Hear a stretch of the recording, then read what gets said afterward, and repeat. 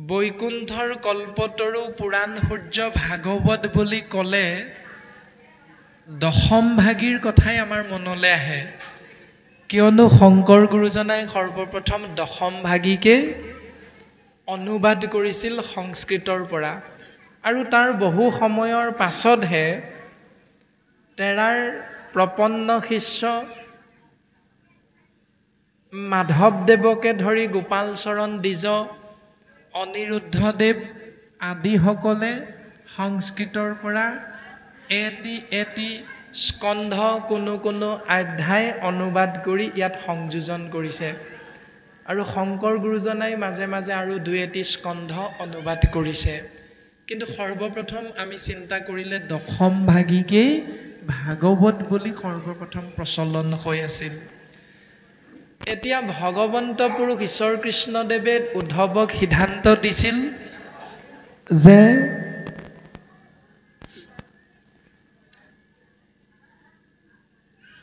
মই ভাগৱতৰ মাজত নিহিত হৈ থাকিম মোক বিচাৰিলে তুমি ভাগৱতৰ মাজতেই পাবা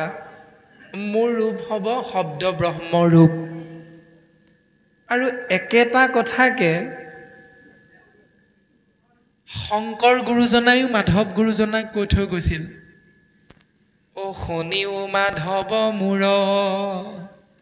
থাকিবাৰ থান কীৰ্তন দশম মূৰ মূৰ্তিৰ সমান হে মাধৱ তুমি শুনাচোন মই যামগৈ কিন্তু তুমি থাকিবলৈ কৈছা মই থাকিম দিয়া ক'ত থাকিম কীৰ্তন দশম মূৰ মূৰ্তিৰ সমান মোক বিচাৰিলে তুমি কীৰ্তনৰ মাজত পাবা মোক বিচাৰিলে তুমি দশমৰ মাজত পাবা এই দশমই হ'ল ভাগৱত য'ত কৃষ্ণস্তু ভগৱান থাকিম বুলি উদ্ধৱক ক'লে আৰু মাধৱক ক'লে মই দশমৰ মাজত থাকিম অৰ্থাৎ দ্বাপৰ যুগৰ দৈৱকী নন্দন কলিত কুসুম্বৰ ঘৰে কৃষ্ণে হে শংকৰ স্বৰূপ ধৰিয়া জগত উদ্ধাৰ কৰে তাৰ মানে কি দ্বাপৰ যুগৰ দৈৱকী নন্দন শ্ৰীকৃষ্ণই হ'ল কলি যুগত পৰম গুৰু শ্ৰীমন্ত শংকৰদেৱ এইটো স্পষ্টভাৱে মাধৱ গুৰুজনাই আমাক দৰ্শন দিয়াই দিলে যে শংকৰেই হ'ল কৃষ্ণ কৃষ্ণই হ'ল শংকৰ ত্ৰিভুৱন বন্দন দৈৱকী নন্দন জু হৰি কংসক বৈৰী জগজন তাৰণ দেৱ নাৰায়ণ শংকৰ হুহি হৰি এই বুলি যেতিয়া গুৰু ভতিমাত মাধৱ গুৰুজনাই স্পষ্টভাৱে শংকৰদেৱক জগতৰ ঈশ্বৰ দৈৱকী নন্দন কৃষ্ণ বুলি উদঙাই দিলে তেতিয়াই শংকৰ গুৰুজনাই মাধৱদেৱক ক'লে বঢ়াৰ পু একেবাৰে উদঙাই নিদিবাচোন অকণমান ঢাকোন দি দিয়া এই বুলি কোৱাৰ লগে লগে মাধৱ গুৰুজনাই অকণমান ঢাকোন দি দিলে ত্ৰিভুৱন বন্দন দৈৱকী নন্দন জু হৰি কংসক বৈৰী যিজন হৰিয়ে কংসক বধ কৰিছিল অৰ্থটো একেই ৰাখিলে জু হৰি মাৰল কংস এই বুলি লিখি দিলে তাৰ পাছত জগজন তাৰণ দেৱ নাৰায়ণ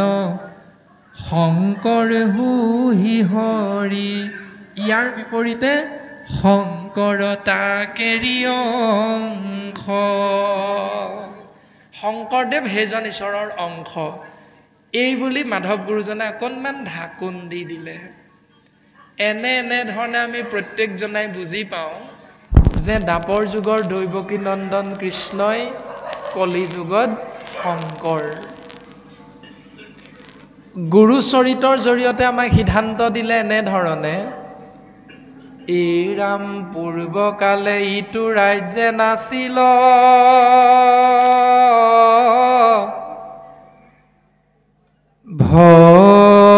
ভকতি নানা দেৱ পূজা মাত্ৰ আচৰে সম্প্ৰতি নানা দেৱ পূজন কৰয় বলি দান শংখ চাগ মহিষ কাটৈ অসংখ্য প্ৰমাণ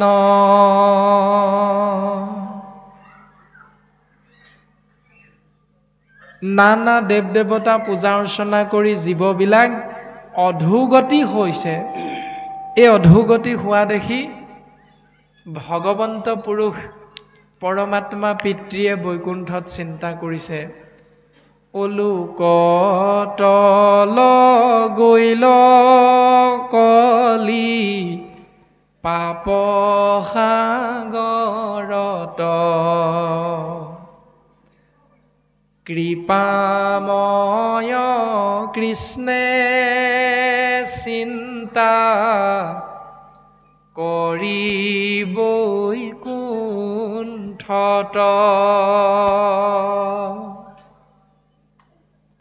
লোকতল গৈল কলি পাপ সাগৰত জীৱবিলাক কলিৰ কৰাল গ্ৰাসত অধোগতি যোৱা দেখি ভগৱন্ত পুৰুষ ঈশ্বৰ কৃষ্ণই বৈকুণ্ঠত চিন্তা কৰিছে কি হ'ব এতিয়া মোৰ পুত্ৰ জীৱবিলাকৰ এই বুলি চিন্তা কৰি এটা উপায় উলিয়ালে উপায়টো কি ইটো লোক সমস্তকে কৰিতে উদ্ধাৰ শংকৰ মাধৱ ৰূপে ভৈলা অৱতাৰ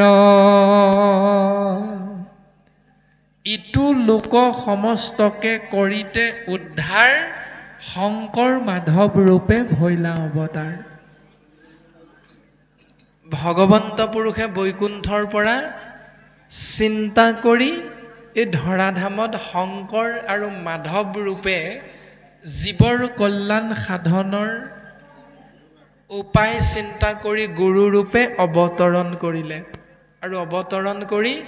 আদি সত্য যুগে শুদ্ধ ধৰ্ম আছিল এক মাত্ৰ হৰি নাম দেৱ সবে গুপ্ত কৰিলে কৰি কপদ হেন হৰি নাম ব্যক্ত কৰি সমস্ত লোকক উদ্ধাৰিলা শ্ৰীমন্ত শংকৰে ভাঙিলা সবাৰো পদ শ্ৰীমন্ত শংকৰদেৱ গুৰুজনাই এই ধৰাধামত গুৰুৰূপে অৱতৰণ কৰি আদি সত্য যুগতে নিশ্চিত হৈ থকা ভগৱন্ত পুৰুষ অৰ্থাৎ নিজৰ নাম দেৱ ধৰ্ম লুপ্ত কৰি নাম ধৰ্মক তেওঁ পুনৰ জীৱৰ মাজত প্ৰচাৰ কৰিলে এয়াই হ'ল আমাৰ সমস্ত জনাৰে গুৰুৰো গুৰু পৰম গুৰু এতিয়া আমি চিন্তা কৰিম দশম স্কন্ধৰ আদি ভাগে আমাক কি কৈছে यदा यदा हि धर्मस्य ग्लानिर्भवति भारत अभ्युत्थानमधर्मस्य तदात्मानं सृजाम्यहं परित्राणाय साधूनां विनाशाय च दुष्कृतं धर्म संस्थापनार्थाय सम्भवामि युगे युगे अर्थात भगवন্ত পুৰুষে ধৰাধামত অৱতাৰ ধাৰণ কৰে সময়ে সময়ে দুষ্টক দমন সন্তক পালনৰ অৰ্থে দুষ্কৃতি বিনাশ আৰু সংস্কৃতি ৰক্ষাৰ অৰ্থে আৰু সেই ভাবি পূৰ্বতে দিয়া সিদ্ধান্ত অনুসৰি যি প্ৰজাপতি সুতপা পৃষ্ণি নামে মহাসতী সত্যযুগত 12,000 বছৰ ভগৱন্ত বস্তুক তপস্যা কৰি আছিল আৰু এই তপস্যাৰ অন্তত ভগৱন্ত পুৰুষে দুইজন পৰম ভক্তৰ সন্মুখত উপস্থিত হৈ দৰ্শন দিলে যে কোৱা ভক্ত তোমাৰ হ'ব কি লাগে। এই বুলি কোৱাৰ লগে লগে প্ৰজাপতি সুতপা আৰু পৃষ্ণি মহাসতীয়ে একমুখে প্ৰকাশ কৰিলে যে প্ৰভু তোমাৰ নিচিনা এটি সন্তান আমি লাভ কৰিলে আমি আনন্দিত হ'ম। এই বুলি কোৱাটো কিন্তু ভগৱন্ত পুৰুষে বিচৰা নাছিল, কিয়নো 12,000 বছৰ তপ কৰিছে ভগৱন্তক পাবলে আৰু যি তপৰ অন্তত ভগৱন্ত পুৰুষক দৰ্শন পালে সেই দৰ্শনেই হ'ল জীৱৰ মুক্তি। স্বয়ং কৃষ্ণস্তু ভগৱন্তক দৰ্শন পাইছে, কিন্তু সেই কথাটো নুবুজি সুতপা আৰু পৃষ্ণি সতীয়ে পুনৰ গৃহস্থী ধৰ্ম পালন কৰিবৰ কাৰণে চিন্তা কৰিলে, অৰ্থাৎ ভগৱন্ত পুৰুষৰ মায়াত পুনৰ আশ্ৰয় গ্ৰহণ কৰিলে। আৰু ভগৱন্ত পুৰুষে সিদ্ধান্ত দিলে চিন্তা নকৰিবা, মই 3 জন্মত তোমালোকৰ ইচ্ছা পূৰণ কৰিম। সুতপা প্ৰজাপতি আৰু পৃষ্ণি নামে সতী হৈ থাকোঁতে সত্যযুগত ভগৱন্ত পুৰুষে পৃষ্ণি গৰ্ভা নামেৰে অৱতৰণ কৰিলে ধৰাধামত। তাৰ পাছত কশ্যপ আৰু অদিতি হিচাপে যেতিয়া দুইজনাই ধৰাধামত আহি পাছত অৱতৰণ কৰিছে, তেতিয়া ভগৱন্ত পুৰুষে বামন স্বৰূপে তেওঁলোকৰ উদৰত গৰ্ভস্থ সন্তান ৰূপে ধৰাধামত জীৱৰ কল্যাণৰ হেতু অৱতৰণ কৰিছে। আৰু 3 নম্বৰতে বসুদেৱ দৈৱকী ৰূপে যেতিয়া দাপৰ যুগত সেই পৃষ্ণি আৰু সুতপা প্ৰজাপতি আহি অৱতৰণ কৰিছে, এই জন্মটো ভগৱন্ত পুৰুষে পূৰ্ণ কলা হিচাপে পূৰ্ণ ব্ৰহ্ম কৃষ্ণ ৰূপে অৱতৰণ কৰিছে ধৰাধামত, মথুৰা নগৰত কংসৰ কাৰাগাৰত ভগৱন্ত পুৰুষে অৱতৰণ কৰিছে। আৰু বৰ্তমান আমাৰ পাঠ এনেধৰণে আগবঢ়াই নিয়া হৈছিল যে পাঠৰ আৰম্ভণিতে প্ৰকাশ কৰিছিল যে দুষ্ট দৈত্য দানৱ অসুৰৰ অত্যাচাৰত বসুমতীয়ে যেতিয়া ইয়াক সহ্য কৰিব পৰা নাছিল, তেতিয়া বসুমতীয়ে এজনী ধেনুৰূপা গাই, ধেনু মানে গাই, এজনী গাই গৰুৰ ৰূপ ধাৰণ কৰি প্ৰজাপতি ব্ৰহ্মাক স্তুতি কৰিছে। আৰু প্ৰজাপতি ব্ৰহ্মাই বসুমতীৰ সেই কাতৰ আহ্বান নেওচা দিব নোৱাৰি ত্ৰিদশ দেৱতা সহিতে ক্ষীৰ সাগৰৰ তীৰত গৈ পৰম ব্ৰহ্ম জলৰূপী নাৰায়ণক স্মৰণ কৰিছে। আৰু জলৰূপী নাৰায়ণে প্ৰজাপতি ব্ৰহ্মাক সমাধিত দৰ্শন দি বুজাই দিলে যে তুমি চিন্তা নকৰিবা, অচিৰতে মই ধৰাধামলৈ যাম, বসুমতীৰ দুখ দুৰ্দশা মই হৰণ কৰিম, দুষ্টক দমন কৰিম, সন্তক পালন কৰিম, তুমি চিন্তা নকৰিবা, মই পূৰ্বতেই কথা দি থৈছোঁ। কিন্তু তাৰ কাৰণে তুমি তোমাৰ ত্ৰিদশ দেৱতাসকলক কোৱাগৈ যে মোৰ সেই কৰ্মত সহায় কৰিবৰ বাবে তেওঁলোকো যদু বংশত অৱতৰণ কৰিব লাগিব। আৰু যোগমায়াক ভগৱতী ৰূপে অৱতৰণ হ'বৰ বাবে তুমি নিৰ্দেশ কৰিবা, মই কৈছোঁ বুলি ক'বা। এই বুলি ভগৱন্ত জলৰূপী নাৰায়ণে প্ৰজাপতি ব্ৰহ্মাক উপদেশ প্ৰদান কৰিলে। আৰু ব্ৰহ্মাই আহি ত্ৰিদশ দেৱতাক ভগৱন্তৰ আদেশ অৰ্পণ কৰালে। আৰু অৰ্পণ কৰাৰ পাছত আমাক পদে সিদ্ধান্ত দিছিল বসুদেৱ দৈৱকীৰ বিবাহ।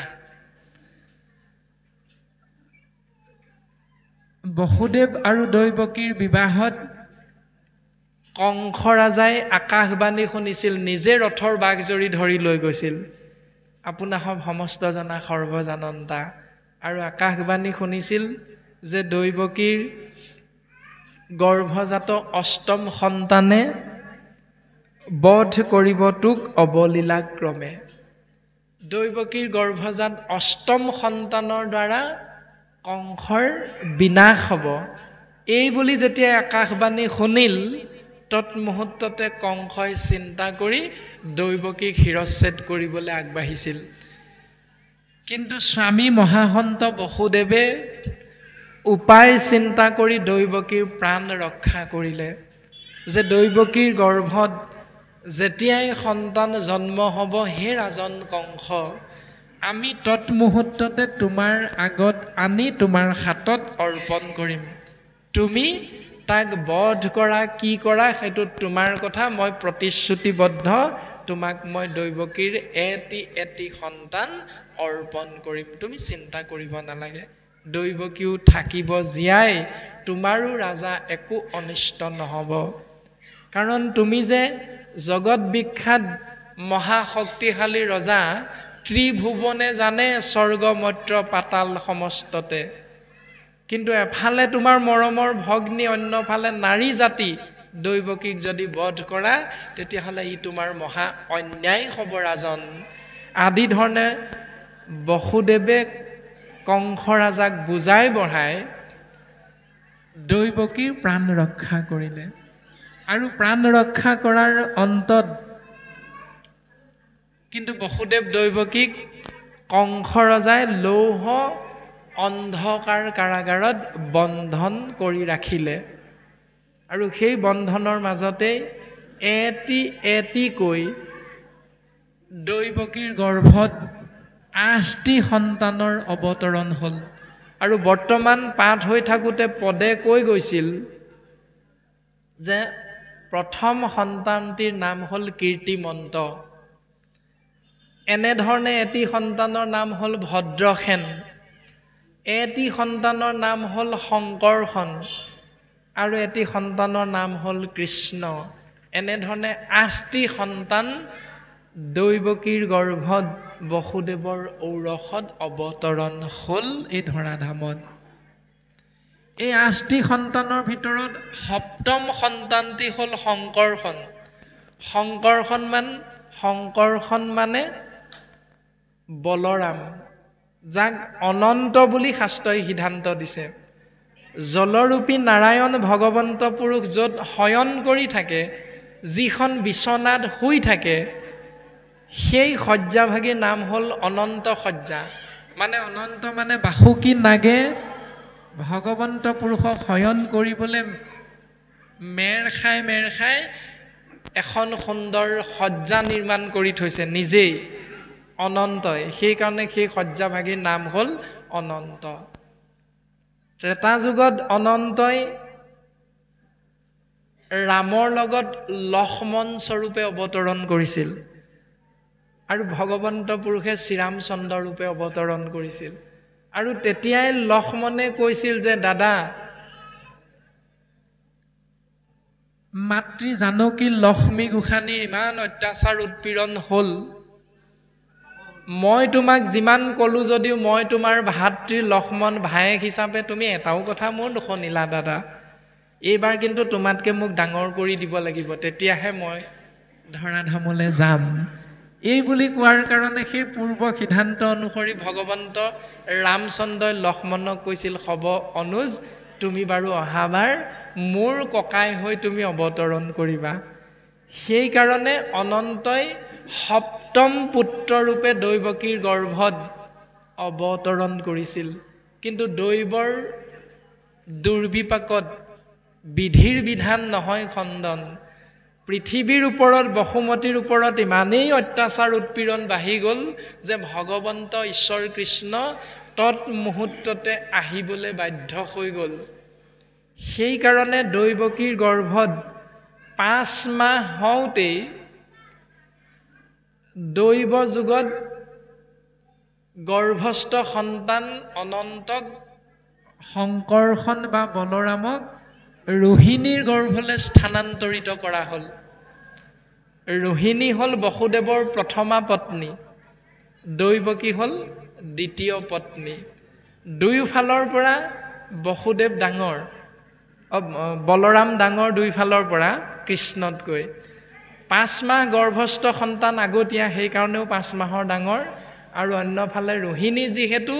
দৈৱকীতকৈ প্ৰথম পত্নী বসুদেৱৰ, সেইকাৰণেও কৃষ্ণৰ ককায়েক হ'ল বলৰাম। আৰু জন্ম হ'ল গোকুলত, কৃষ্ণৰ জন্ম হ'ল মথুৰাত। আৰু ইফালে মহামায়াক ভগৱন্ত পুৰুষে আবাহন কৰি মহামায়াক যোগমায়া হিচাপে গোকুলত জন্মগ্ৰহণ কৰিবলৈ সিদ্ধান্ত দিলে। আৰু গোকুলত নন্দ যশোদাৰ গৃহত যশোদাৰ কন্যা হিচাপে মহামায়াই যোগমায়া হিচাপে অৱতৰণ কৰিলে। আৰু অৱতৰণ কৰাৰ লগে লগে আকাশী বাণী হ'ল। আকাশী বাণীত বসুদেৱে কৃষ্ণক মূৰত তুলি লৈ যমুনা নদী পাৰ হৈ গোকুলৰ পৰা নন্দ যশোদাৰ গৃহৰ পৰা যোগমায়া কন্যা সলাই আনি কৃষ্ণক তাত থৈ আহিল। আৰু তাৰ পাছৰ কথাখিনি ইতিমধ্যে আমাক পদে প্ৰকাশ কৰি আছে যে যোগমায়াক কংসই বধ কৰিবলৈ ল'লে, কিন্তু বধ কৰিবলৈ ল'লে যদিও যোগমায়া কিন্তু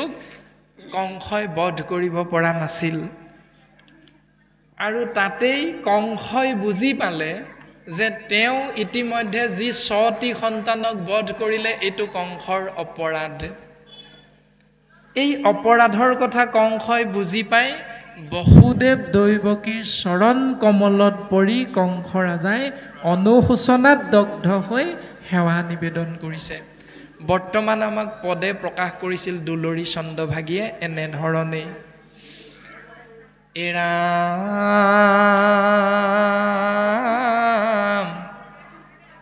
পাছে যোগ মায়া সাখিয়া বুলন্ত, সোণৰে কংস নিষ্ফল, আহমাক মাৰিয়া কোন ফল পাইবি, যাইবি পাপীৰ সাতল। যি ঠাইত সি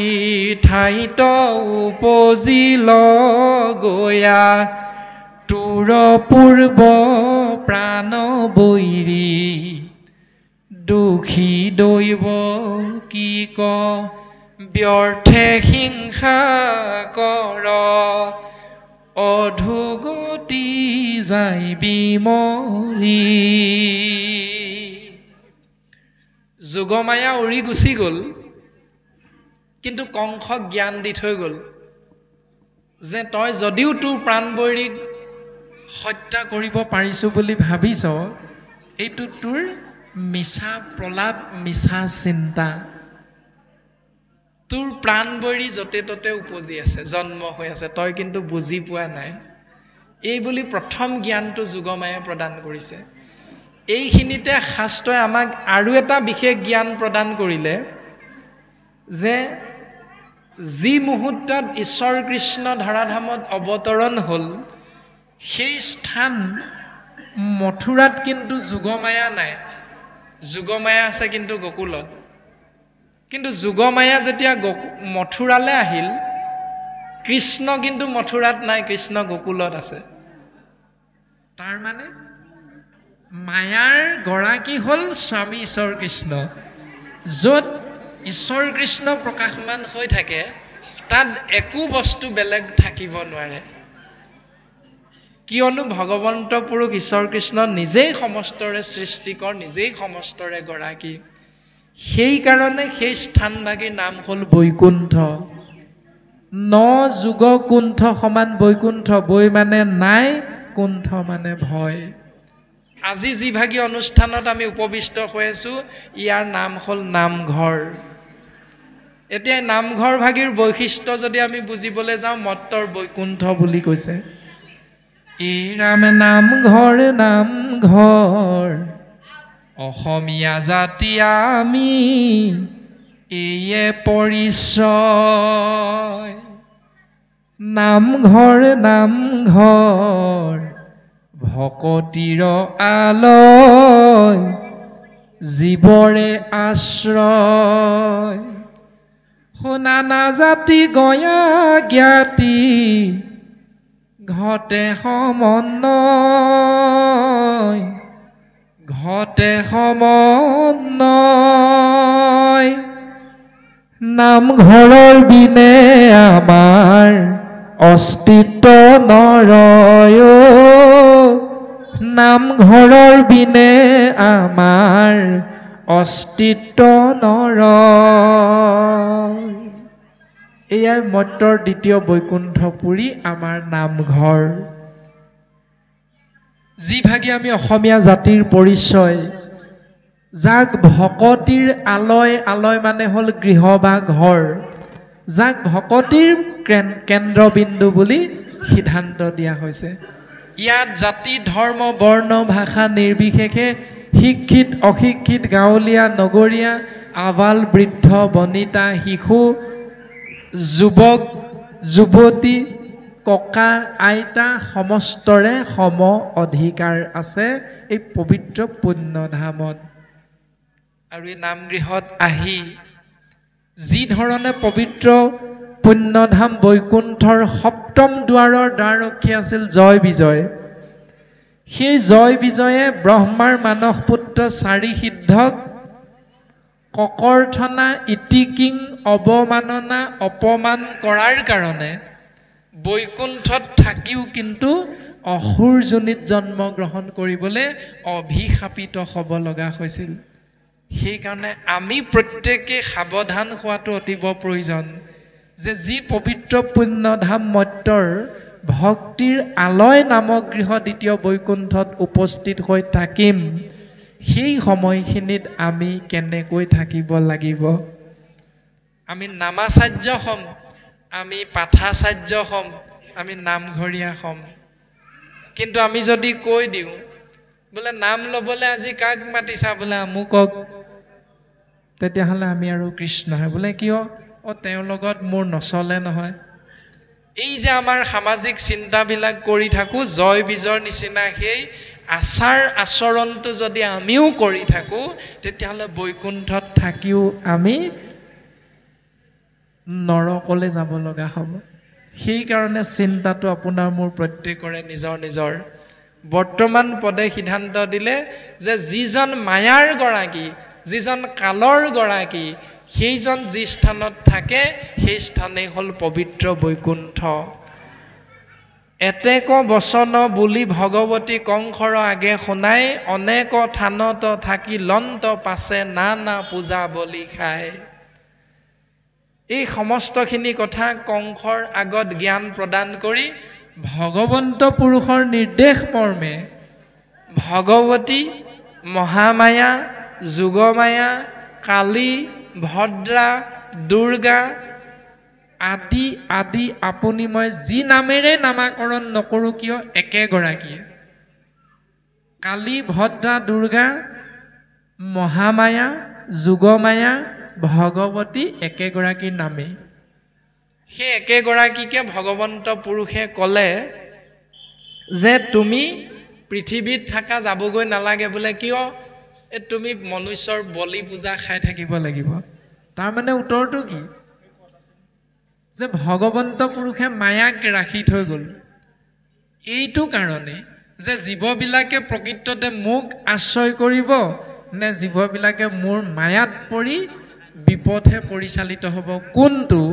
এইটো পৰীক্ষা কৰিবৰ বাবে ভগৱন্তই যোগমায়াক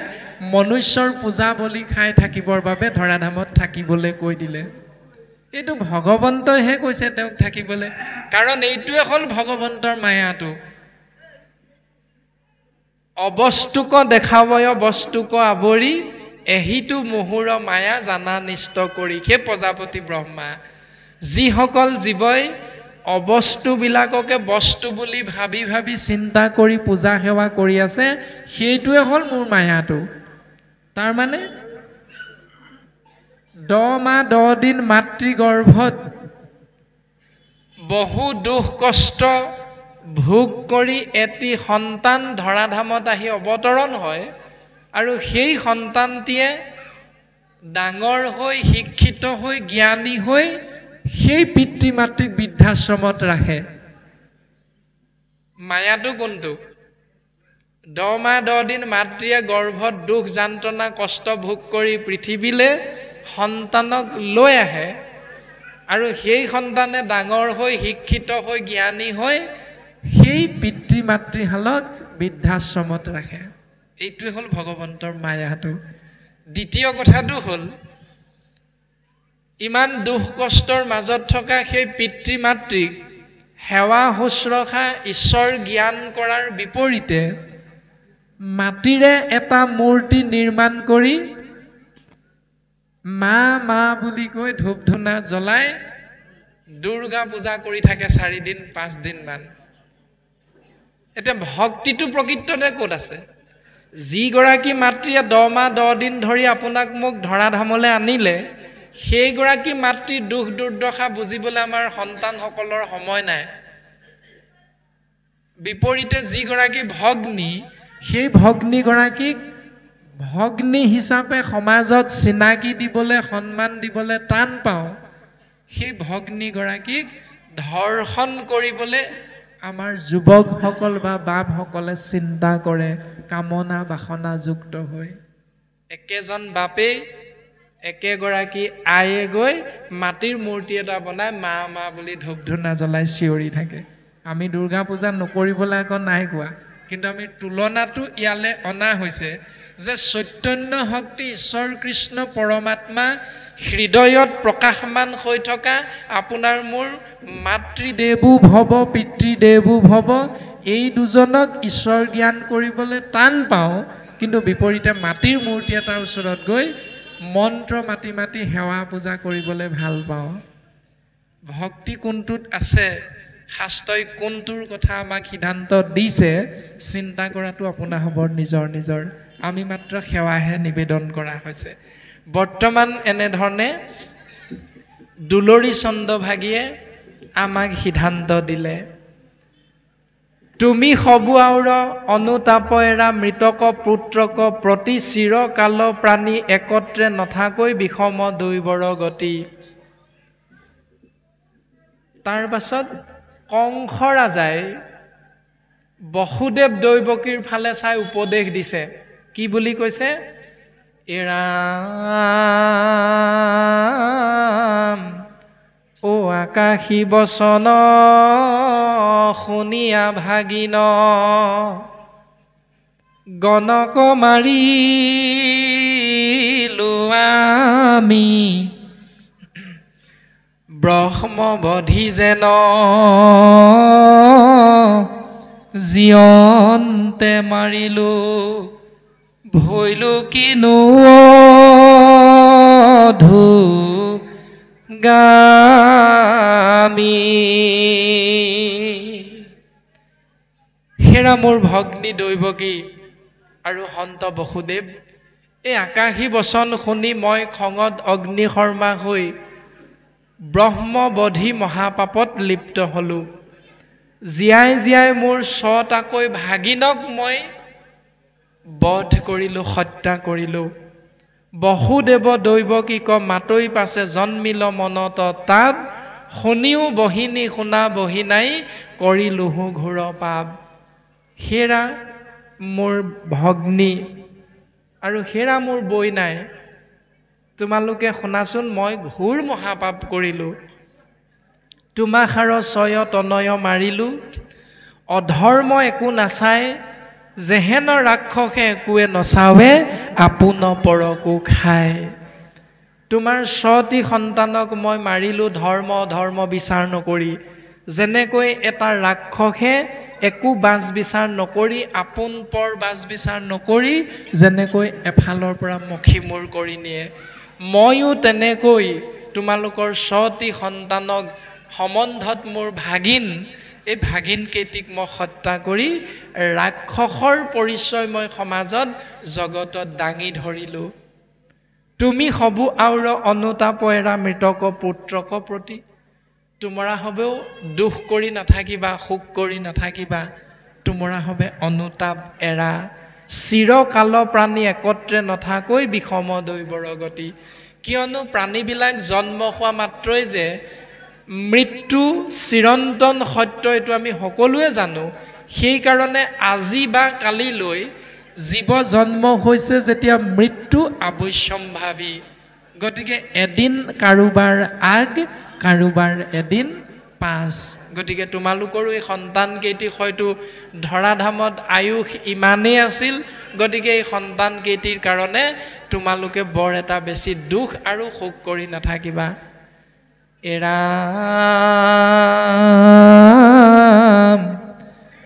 পঞ্চভূতি দেহ ইহে নষ্ট হুই আত্মাৰ মৰণনুই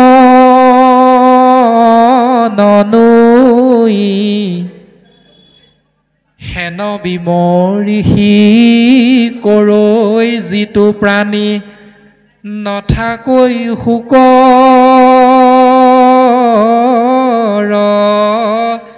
ঠাই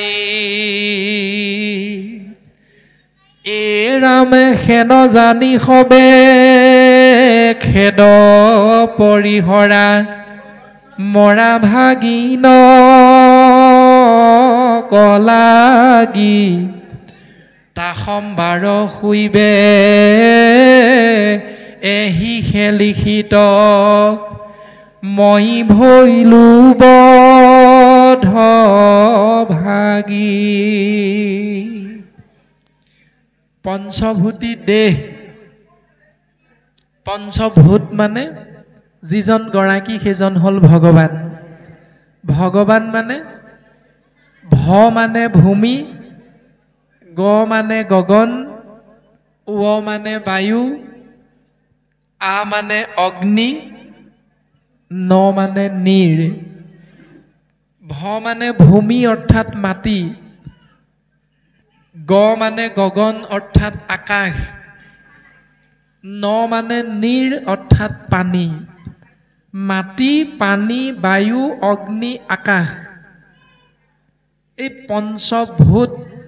যিজন গৰাকী সেইজন হল ভগৱান এই পঞ্চভূতি দেহ ইহে নষ্ট হৈ আত্মাৰ মৰণ নাই ই সময়ৰ লগে লগে ক্ষয় হৈ যায় ইয়াৰ বিনাশ আছে কিন্তু ইয়াৰ মাজত সোমাই থকা চৈতন্য শক্তি আত্মাৰ কিন্তু মৃত্যু নহয় ই যুগে যুগে অৱতৰণ হৈ থাকে ইয়াৰ বিষয়ে আমাৰ এটি কথা সুন্দৰভাৱে পদছন্দত প্ৰকাশ কৰি গৈছিল আগতে বসুদেৱে যে কৰ্মৰ অধীন জীৱ যেতিক্ষণে যায় এৰৈ পূৰ্ব দেহা আউৰ শৰীৰক পায় যে পূৰ্ব কৰ্ম অনুসাৰে জীৱ যেতিক্ষণে এই শৰীৰটো এৰি গুচি যায় প্ৰাৰব্ধ কৰ্ম অনুসাৰে আৰব্ধত সেই জীৱ আত্মা প্ৰৱেশ কৰিবলৈ সৌভাগ্যৱন্ত হয় তাৰ পাছত আৰব্ধত যি শৰীৰত জীৱ আত্মা সোমাই থাকি কৰ্ম কৰে সেই কৰ্ম অনুসাৰে অনাৰব্ধত জীৱই প্ৰৱেশ কৰিবলৈ সুবিধা পায় যেন জোকে তৃণ পাইলে এৰৈ আউৰ তৃণ জীৱন মৰণ স্বপ্নে এৰে নুহি ভিন্ন যেনেকৈ এটা জোকে এডাল ঘাঁহত ধৰি থাকোঁতে যেতিয়ালৈকে অন্য এডাল ঘাঁহ নাপায় তেতিয়ালৈকে সেই জোকটোৱে নিজে ধৰি থকা ঘাঁহডালৰ পৰা কেতিয়াও আঁতৰি নাযায় যেতিয়াই সেই ঘাঁহডালৰ কাষতে অন্য এডাল ঘাঁহ পাই যাব তৎক্ষণাত জোকটোৱে সেই ঘাঁহডালত গৈ খামুচ মাৰি ধৰে আৰু পূৰ্বৰ ঘাঁহডাল এৰি দিয়ে ঠিক তেনেকৈ এটি জীৱ আত্মাই যি শৰীৰতে নাথাকক কিয় সেই শৰীৰটোত প্ৰকাশমান হৈ থাকোঁতে যি কৰ্ম কৰিব সেই কৰ্ম অনুসাৰে পাছৰ জন্মত গৈ তেনে এটি শৰীৰ লাভ কৰিব একে আশাৰে যদি আমি চিন্তা কৰোঁ 24 তত্ত্বৰে গঠিত পঞ্চভূতি নৰদেহাত আমি জীৱাত্মাবিলাক আহি প্ৰৱেশ কৰিলোঁ। ই হ'ল আমাৰ আৰব্ধ আৰু প্ৰাৰব্ধ কৰ্মৰ কাৰণে আমি আৰব্ধত মনুষ্য শৰীৰ পালোঁ। কিন্তু ইয়াৰ পাছত অনাৰব্ধত আমি কি হ'ম? ইয়াৰ সিদ্ধান্ত এই শৰীৰটোত থকা 24টা তত্ত্ব 10 ইন্দ্ৰিয় এইবিলাকৰ কৰ্মৰ ওপৰত নিৰ্ভৰ কৰিব। অৰ্থাৎ নকৰিলো হিৰে মাধৱক নমস্কাৰ, ইটো মাথা গোট মূৰ ভৈল মহাভাৰ। এই শৰীৰটোৰ ওপৰত আমি এটা হীৰ পালোঁ। এই হীৰটো পোৱাৰ পাছতো কোনো দিন যদি ভকতৰ সেৱা কৰিবলৈ হীৰ তললৈ নকৰিলোঁ, তেতিয়াহ'লে আমি হীৰটো এই শৰীৰটোৰ ওপৰত এনে এটা মহাভাৰ লৈ ফুৰিছোঁ। কৰ্ণ দুই থাকন্তে নুশুনি কৃষ্ণ কথা, দুগুটা গৰ্তৰ ভাৰ বহিলোহু বিঠা। দুখন কাণ পালোঁ ভগৱন্তৰ কৃপাত, কিন্তু দুয়োখন কাণ কৃষ্ণ কথা শুনিবলৈ ব্যৱহাৰ এদিনো নকৰিলোঁ। কেৱল শাক খোৱা ভাত খোৱা, বাকী বিষয় সুখ ভোগৰ কামনা যুক্ত এই কথাখিনিৰ মাজতহে জীৱনটো অতিবাহিত কৰি আহিলোঁ। কাণ দুখন তাৰ কাৰণেহে ব্যৱহাৰ কৰিলোঁ। তেতিয়াহ'লে এই দুটা বৃহৎ বৃহৎ কোৱা সদৃশ গাত এনে আপুনি মই লৈ ফুৰিছোঁ বুলি কৈছে। এনেধৰণে জিভা, নাক, চকু, হাত, ভৰি আদিবিলাকৰ যিবিলাক কৰ্ম শাস্ত্ৰই আমাক সিদ্ধান্ত দিছে, সেই কৰ্মবিলাকৰ বিপৰীত যদি চিন্তাবিলাকৰ মাজে আমি আগবাঢ়ি আহিলোঁ, তেতিয়াহ'লে হে জিহ্বা সদা তোৰ মধুৰে প্ৰিয় মাত্ৰ, জানত ৰস ৰসাৰক। হেৰ জিভা, তইতো জানই